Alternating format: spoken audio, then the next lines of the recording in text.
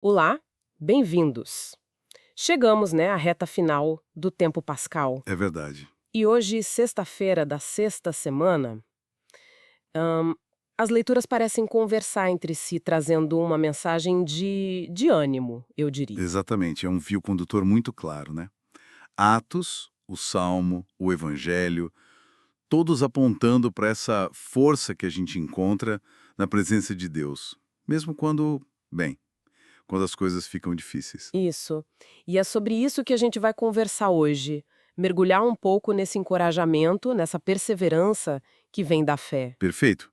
Porque a fé ela não elimina os problemas, né? Isso é importante dizer, mas oferece uma companhia que faz toda a diferença. Como no caso de Paulo em Corinto, lá em Atos, que você mencionou. Isso, Atos dos Apóstolos traz esse exemplo forte. Paulo estava lá, enfrentando resistência, sabe? Oposição, talvez até um desânimo pessoal com o peso da missão. E é justamente nesse momento, assim, de aparente fraqueza que ele tem aquela visão, né? Aquela palavra direta do Senhor. Exato. Não tenhas medo, continua falando e não te cales, porque eu estou contigo. Nossa, isso é muito forte. É muito forte. Porque não é uma promessa de que não vai ter luta, né? Uhum. Mas de que ele estará junto. Como é que isso muda a situação para Paulo? Ah, muda tudo. Percebe? A garantia não é um escudo mágico contra os problemas. Não é isso. Certo, É uma força que vem de dentro. que sustenta. Saber, eu estou contigo. Isso deu a Paulo a base para ele ficar ali, firme por 1 ano e meio. Essa certeza interna é maior que o medo que vem de fora. Faz todo sentido. E acho que todo mundo passa por uns momentos assim, meio de noite escura, né? Seja no trabalho, na família, até na própria caminhada de fé. Sim, sim. Insegurança, desânimo. E aí essa palavra volta pra gente hoje. Não tenhas medo, eu estou contigo. É um convite para ancorar a nossa coragem nessa presença. E essa coragem que nasce dessa presença, ela parece que transborda em alegria. É o que a gente vê no Salmo 46, né? De uma forma até, uau, explosiva. Ah, sim, o salmo é um convite mesmo. Povos todos, batei palmas, aclamai a Deus com gritos de alegria. Nossa, e depois, Deus subiu entre aclamações. É pura festa. Pura festa. Mas, às vezes, a vida da gente, as notícias, os problemas, parece tão distante dessa alegria toda. Como conciliar isso? É uma ótima pergunta. Porque a alegria do Salmo, ela não é uma alegria boba e ingênua. Entendi. Ela nasce de uma convicção profunda. Deus reina. Ele está agindo na nossa história. Essa subida lembra a ascensão, claro, mas também essa soberania dele que é constante.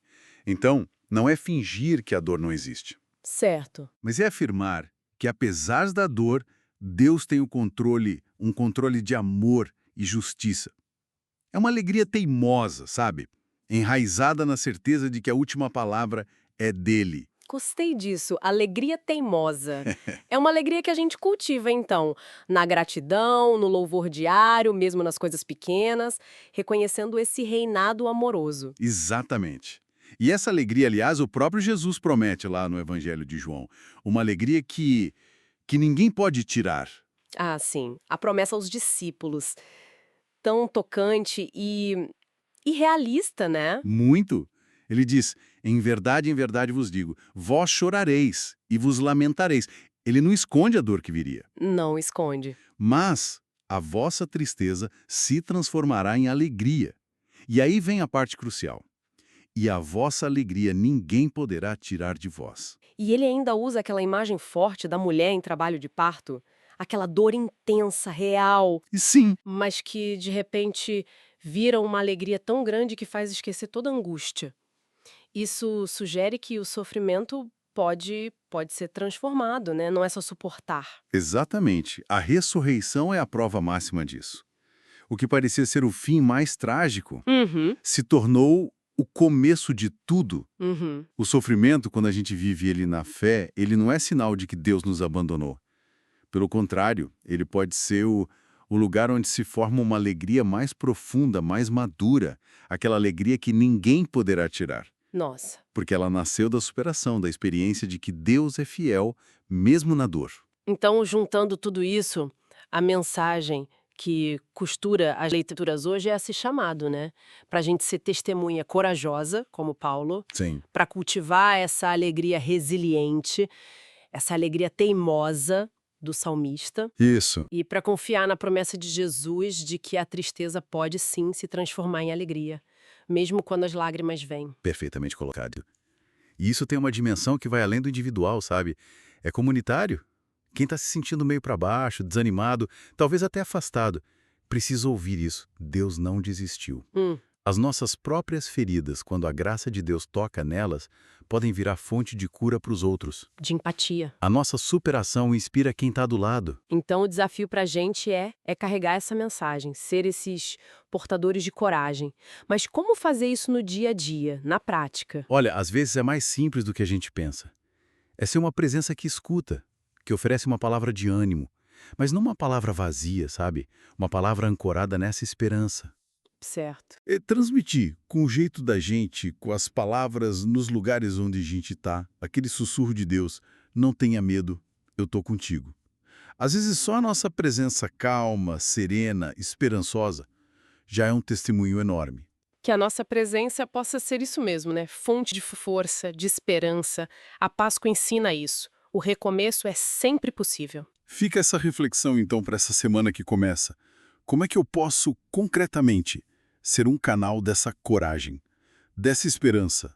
Como eu posso deixar que essa certeza da presença de Deus transforme os meus medos em força? Para mim e para os outros que cruzarem meu caminho. É uma bela pergunta para a gente levar. E se essa nossa conversa te ajudou de alguma forma, se iluminou sua caminhada, curta o vídeo, comente aqui embaixo, compartilhe como a palavra tem tocado você. Isso mesmo. E a gente encerra com esse desejo, que a presença forte e terna do ressuscitado seja a nossa força e a nossa paz.